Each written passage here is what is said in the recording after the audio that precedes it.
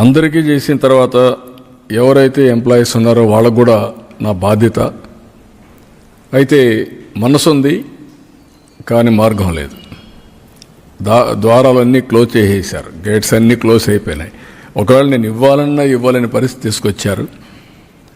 But ఏదైనా సరే ఈరోజు ఆలోచించిన తర్వాత నాకు అనిపించింది వీళ్ళకు కూడా మనం మళ్ళా కనీసం దీపావళి ముందు ఈ ప్రభుత్వం మీతో ఉంటుంది, అందరికీ చేసినప్పుడు నేను ఎవరిని కూడా అందరికంటే ముఖ్యంగా వీళ్ళు హుషారుగా ఉంటేనే నేను అనుకున్న పనులు కూడా సుజావుగా జరుగుతాయి. అందుకే పిలిపించి మార్నింగ్ అంతా కూడా మాట్లాడాం. మొన్నటి నుంచే మేము ఎక్సర్సైజ్ చేస్తున్నాం. మా ఫైనాన్స్ అయితే క్లియర్గా చెప్తున్నారు, చేతులు ఎత్తేసే పరిస్థితి వస్తే మీరు చేతులు ఎత్తేసే లాభం లేదు, ఏదైనా కానీ చేయాల్సిందే, అవసరమైతే ఎట్లా అడ్జస్ట్ చేయాలని చేద్దామని చెప్పి గట్టిగా మాట్లాడి మొత్తం అడ్జస్ట్ చేసుకుంటూ వచ్చి కొన్ని నిర్ణయాలు తీసుకున్నాం. ఆ నిర్ణయాలు ప్రధానంగా ఒక డిఏ ఇవ్వాలని నిర్ణయం చేశాం. నవంబర్ 1 నుంచి ఇంకొక 10 రోజులు ఉంది. నవంబర్ 1 అకౌంట్లో అడ్జస్ట్ చేసి ఈ ఒక డిఏ ఇస్తాం. ఈ డిఏ నెలవారీగా 160 crores అవుతుంది.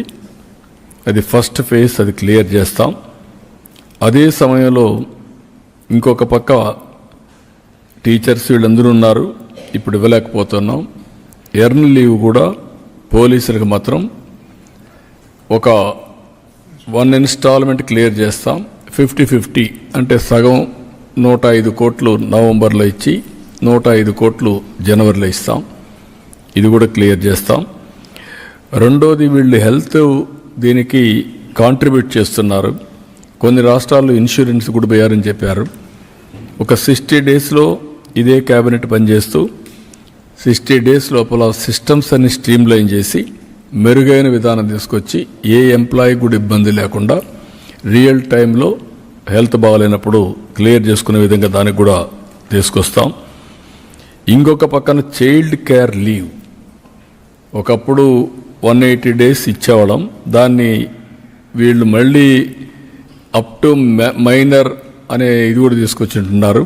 అలాంటి వల్ల ఇబ్బంది వస్తుంది. అందుకే ఈరోజు ఆలోచించింది చైల్డ్ కేర్ లీవ్ అనేది 180 డేస్ వాళ్ళ రిటైర్మెంట్ వరకు ఎప్పుడైనా ఉపయోగించుకున్నట్టుగా అది కూడా ఇస్తున్నాం. ఇంకొక పక్కన వీళ్ళ ఆఫీసులు ఉన్నాయి. ఈ ఆఫీసులన్నిటికి కూడా మనం ఒకసారి చూస్తే ఒకప్పుడు ఎగ్జంప్షన్ ఇచ్చాం ఈ ప్రాపర్టీ ట్యాక్స్ ఇవన్నీ. ఇప్పుడు ఆ మున్సిపాలిటీస్లో ప్రాపర్టీ ట్యాక్స్ అన్నీ మళ్ళా కట్టమని చెప్పి డ్యూస్ అన్నీ ఫైన్ మీద ఫైన్, పెనాల్టీ మీద పెనాల్టీ వేసే పరిస్థితి వచ్చారు. అవన్నీ కూడా రద్దు చేస్తున్నాం, అవన్నీ తీసేస్తాం. భవిష్యత్తులో కూడా ఎలాంటి పన్ను లేకుండా వాళ్ళు ఆఫీసులు రన్ చేసేది ఎంప్లాయీస్ సమస్యలపైన ఇచ్చేస్తారు కాబట్టి అది కూడా క్లియర్ చేస్తాం. ఇంకొక పక్కన ఏదైతే ఆర్టీసీ ఎంప్లాయీస్కి అందరికీ ప్రమోషన్ ఒకటి పెండింగ్ ఉంది, ఆ ప్రమోషన్ కూడా క్లియర్ చేస్తున్నాం. మండేకి అది కూడా ఈ యొక్క దీపావళిలో అది కూడా క్లియర్ చేస్తాం.